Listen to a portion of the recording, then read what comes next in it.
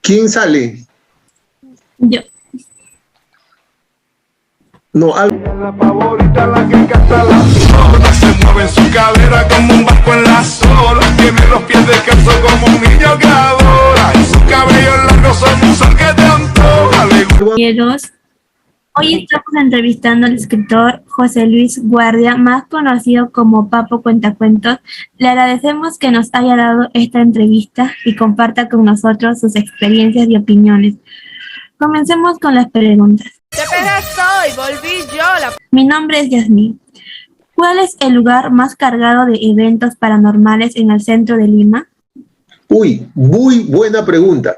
Yo considero que el más cargado es la Plaza de Armas de Lima, porque ahí estaba la Picota, ahí estaba la Santa Inquisición, y frente a Palacio de Gobierno estaba la Cruz del Sentenciado, y ahí estaban colgadas 3 cabezas, más de 3 años estuvieron colgadas 3 cabezas, imagínate. Sí. Hola, pajarita, la Paul. Hola, soy la pajarita. Una pregunta. ¿Son las iglesias y sus catacumbas un lugar de actividad paranormal?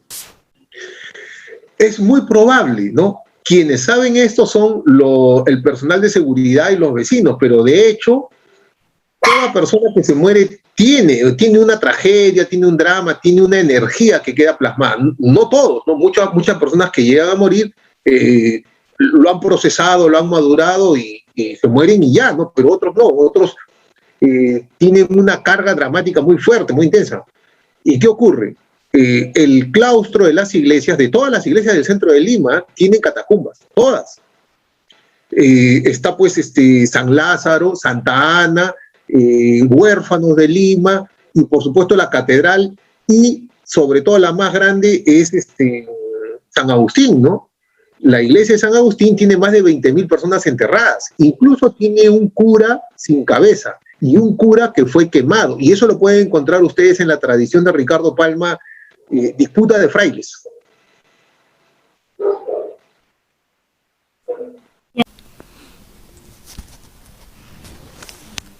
Vamos con la tercera pregunta. ¿Por qué la casa Matusita tiene esa leyenda tenebrosa? ¿Es real?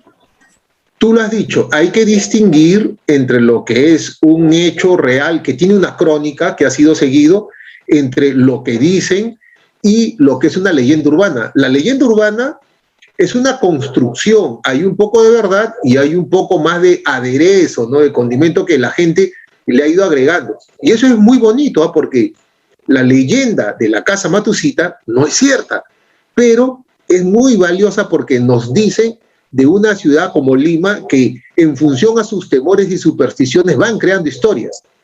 En la casa Matusita dicen que un hombre mató a su esposa cuando lo encontró con otro. Dicen que había un tipo que era desalmado y trataba mal a su servidumbre, y en una fiesta su servidumbre le dio un trago con alucinógenos y este hombre malo, como estaba intoxicado con las drogas, atacó con un cuchillo y mató a 3 invitados. Dicen, pero no hay ni una crónica policial de la época que registre estos sucesos.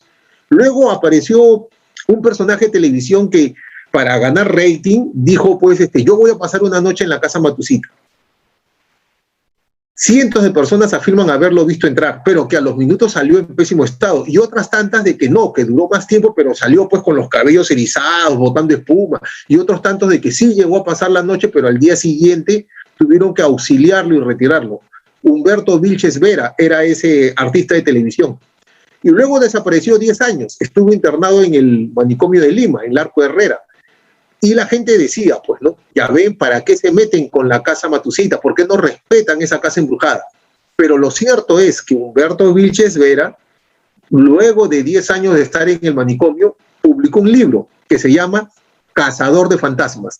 Y en el libro él asegura, yo nunca entré a la casa Matusita, nunca. Es más, tengo que confesarles que soy bipolar, tengo subidas y bajadas de personalidad, ¿no? Y entré en crisis y me internaron. Nunca siquiera me acerqué a la casa Matusita, lo cual quiere decir de que mucha gente cree que han habido eventos terribles y sin embargo estos nunca han existido. Eso es una leyenda urbana. Ok, vamos a ir con la cuarta pregunta. ¡Ay! ¡Ay! ¡Tomás! ¿Cuál fue el propósito de su ruta fantasmal de Lima? Yo soy narrador oral, me gusta compartir historias, voy leyendo todo y me fui documentando y descubrí que nuestra bella ciudad además posee muchos lugares que están cargados de energías. ¿Por qué? Producto de epidemias, terremotos, batallas, sucesos trágicos y una serie de situaciones que a veces escapan a la memoria y sería significativo, dije, hacer un plano que contenga todos esos lugares. Yo había estado por Europa, estuve en Barcelona, pasé para París, y en el celular de inmediato se carga un aplicativo que te saca todas las casas encantadas y castillos con fantasmas de la zona. Entonces yo dije, esto es maravilloso, yo tengo que hacer algo similar. Y bueno, llegando acá a Lima, saqué todas mis investigaciones y las plasmé en un plano para ubicar las casas encantadas, los lugares en donde han habido ajusticiamientos, masacres, batallas, y todo eso está corroborado con la historia y con las tradiciones de Ricardo Palma. Entonces, es una forma más de conocer nuestra ciudad. No en vano, Lima es patrimonio cultural de la humanidad.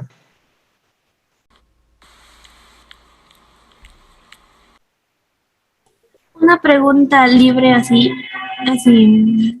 ¿Cómo se interesó en el tema de lo paranormal? En realidad, mis intereses son múltiples. Yo he hecho historietas, ¿no? Del señor de Zipán, viejo señor de Zipán, señor de Sicán, señor de Úcupe y dama de Caos. 5 grandes señores del norte, y lo hice en formato cómic. En cómic. Entonces hago arqueología.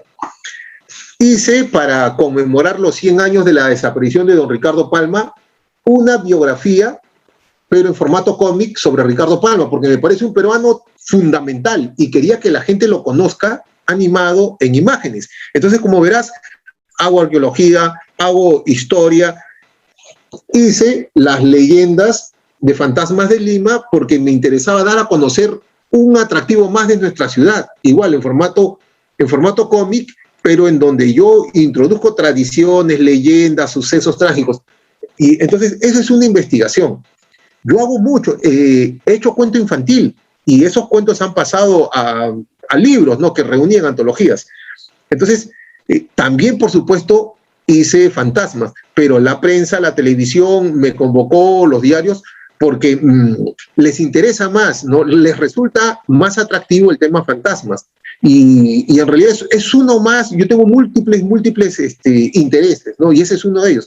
Mira, por ejemplo, yo hice un libro, que mi primer libro se llamó De Sangre y Vampiros, y es porque yo era bibliotecario y me sorprendía cómo los chicos estaban enganchados con esas películas de vampiros antiguas, ¿no? De Luna Nueva, Nuevo Amanecer, de vampiros en donde los vampiros eran unos chicos hermosos y las chicas igual de bellas, y habían unos licántropos que se peleaban contra los vampiros, y era una cosa muy hollywoodense, digamos, ¿no? Y lo que yo quise hacer en este libro era que los chicos conozcan que los vampiros están en cuentos literarios poderosos de diversos literatos. Así que esta es una antología de cuentos de Lovecraft, Maupassant, de Verne, de Rubén Darío, y así, de muchos escritores, pues, muy buenos que trataron el tema de vampiros. Entonces, mis intereses son múltiples, diversos, pero la prensa ha sido más generosa con lo que he hecho yo en el tema de fantasmas. En serio, me parece muy interesante. Gracias. Ahora le voy a hablar con mi siguiente compañero. Sí, cómo no.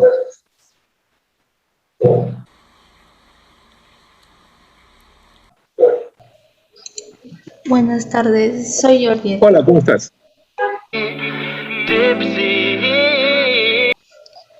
¿Sigue organizando tours a las zonas paranormales de Lima? Ahora no, ahora todo se complicó, ¿no? Con la llegada de la pandemia, dificultó todo era muy incierto, y hasta ahora tenemos que guardar ciertas restricciones, ¿no? Evitar, ¿no?, aglomerarnos, ¿no? Pero hice muchísimas. En el Presbítero Maestro, en otro lugar significativo que es la Fortaleza del Real Felipe, y hice planos fantasmales de Lima, hice del Callao, hice del RIMAC, estos son, ¿no? Son planos así, que uno los despliega, ¿no? Y por supuesto, como conocía yo esos lugares, hemos hecho rutas guiadas, ¿no? Entonces, el interesado podía abrir su plano e ir buscando esos lugares señalados. Incluso tuve la oportunidad, fíjate qué curioso, en Barranquilla les hice su plano Ruta Fantasmal de Barranquilla para los amigos colombianos, y ellos en Barranquilla hacen lo mismo, hacen circuitos turísticos, pero que centrados en el tema fantasmal, que me parece poderosísimo, porque habla mucho y nos permite hacer memoria y conocer pues los sucesos, ¿no? La historia, ¿no? Que hay detrás, ¿no? El tema es fantasma, pero lo que nosotros recuperamos es involucrarnos con los sucesos, las tragedias, las batallas, muchos hechos históricos, ¿no? Por ahora no estamos haciendo, pero ya volveremos y volveremos con fuerza, porque igual hice rutas fantasmales, no en el cementerio, sino en el centro histórico de Lima, porque todo está a golpe de vista, y Lima, pues, en unos años más llegaremos a 500 años de fundación española, pero claro, también hay que hablar de una Lima milenaria, una Lima antes de la llegada de los españoles. Y antes de la llegada de los españoles, los fantasmas, los espíritus, las ánimas ya estaban presentes.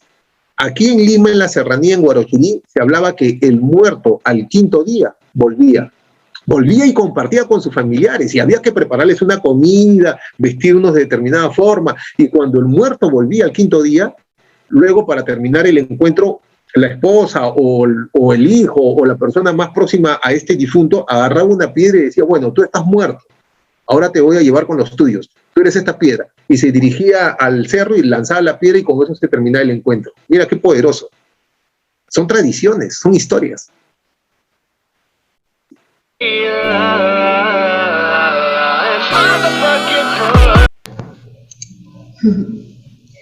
¿Cuáles son los lugares más cargados de sucesos paranormales en los cementerios de Lima? Los cementerios de Lima, primero habría que centrar cuál es el más importante. Hasta 1808, sí, Lima enterraba, mejor dicho, los nobles, los que tenían dinero, enterraban en el atrio de las iglesias, es decir, en las catacumbas, ¿no? Pero eran los que tenían dinero. Los naturales, la gente humilde, tenía que terminar enterrando a sus muertos en las huacas. Las huacas han ido desapareciendo, ¿no? Como era adobe, lo allanaron y Lima creció. Pero cuando llegó la independencia, 1821, San Martín prohibió que se siga enterrando en las iglesias. Pero 1821, ¿eh? Pero ya se hizo pues el Cementerio General de Lima, que es el cementerio presbítero maestro, y la gente no llevaba a sus muertos, estaba acostumbrada a buscar que sean enterrados en las iglesias, porque decían que así llegaban más rápido al cielo. Pero cuando el cementerio ya entró con la prohibición de que se usen las iglesias, la gente empezó a llevar sus cuerpos a los cementerios, y por supuesto el más antiguo es el más cargado, es decir, el presbítero Matías Maestro, el que está en Barrios Altos, porque ahí hay gente que se ha suicidado, ¿no? Hay leyendas urbanas como el niño Ricardito Melquiades Espil Barrio Nuevo, que le llaman el niñito cachuelero, el niñito de la estatua. Hay la historia de brujas buenas. Hay una tumba en donde solamente hay una calavera y 2 huesos cruzados, y es de Gregoria Camacho, una mujer que fue conocida por bruja. Y así hay leyendas, historias al interior de los cementerios. El más cargado es el presbítero.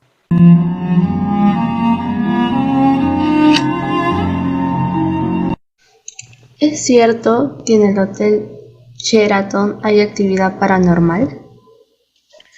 Sí, dicen que sí. Cuando la gente empieza a hablar, algo hay detrás, ¿no? Acuérdense ustedes de que ustedes han visto el centro comercial Plaza Real, ¿no? Que está al costado, lo que es Oeshle, hay tiendas por departamentos, ¿no? Que está al costado del Sheraton, lo que antes le llamaban centro cívico, ¿sí? ¿Han ido por ahí? ¿Y qué?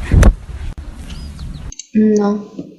Bueno, oportunidad para que vayan a conocerlo. Bueno, todo el espacio, sus padres conocen, todo el espacio del centro cívico y el Hotel Sheraton, antes que lo construyan, ahí había una gran cárcel de Lima, una cárcel que duró un centenar de años, o sea, antigua. Era el Panóptico de Lima, y ese Panóptico tenía paredón de fusilamiento, o sea, ahí han matado gente, han fusilado, además de que las cárceles son lugares de mucho sufrimiento. Cuando destruyeron el Panóptico, la cárcel de Lima, recién se construyó el centro cívico y el Sheraton. Y estamos hablando de la década de los 70. Y en la Lima de 1973-75, esos eran los edificios más altos de Lima.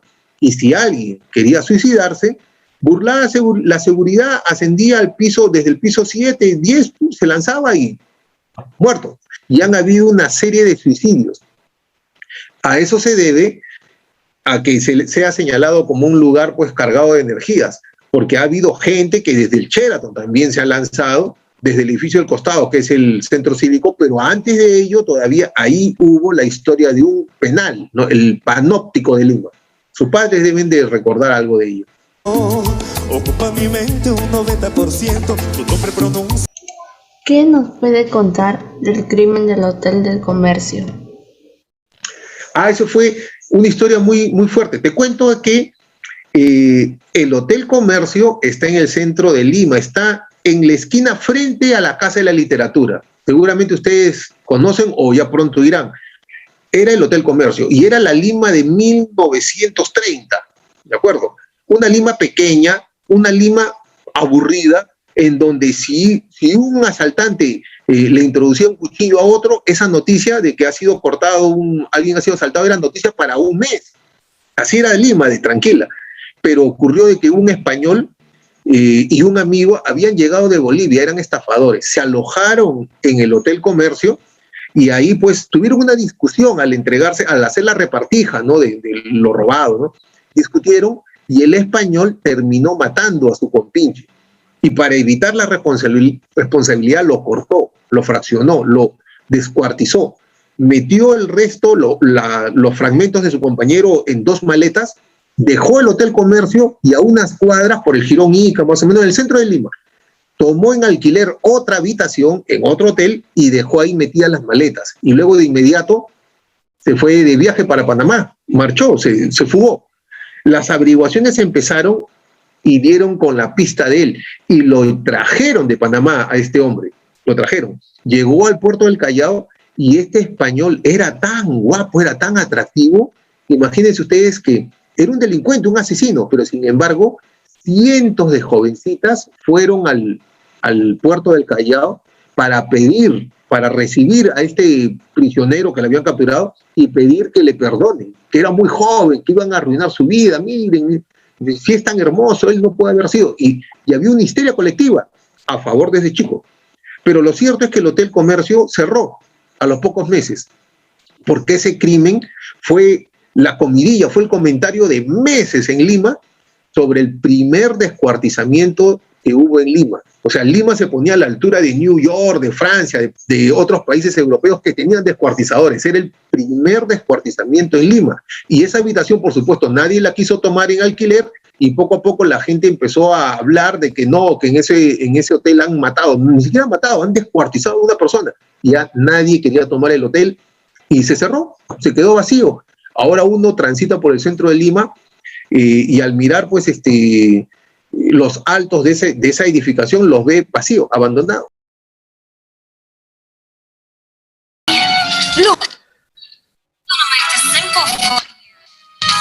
¿Por qué graban hoy? Dejen de grabar.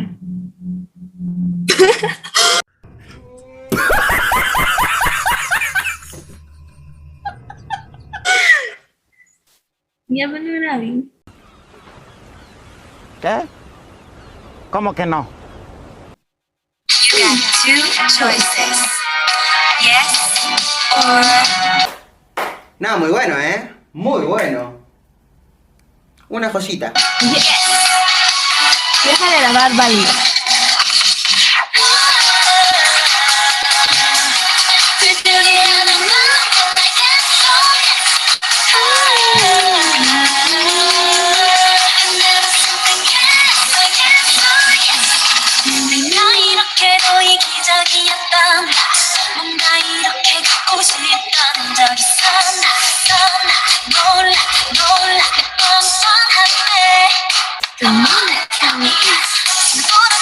Imagine 날 지나리라 이 정도 플랜이면 don't care, I don't care, I don't care. And I'm on it too hard.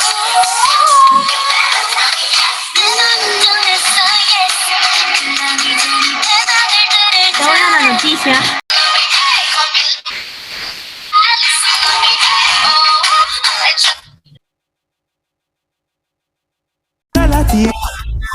Pero me has hecho adorarte a primera vista.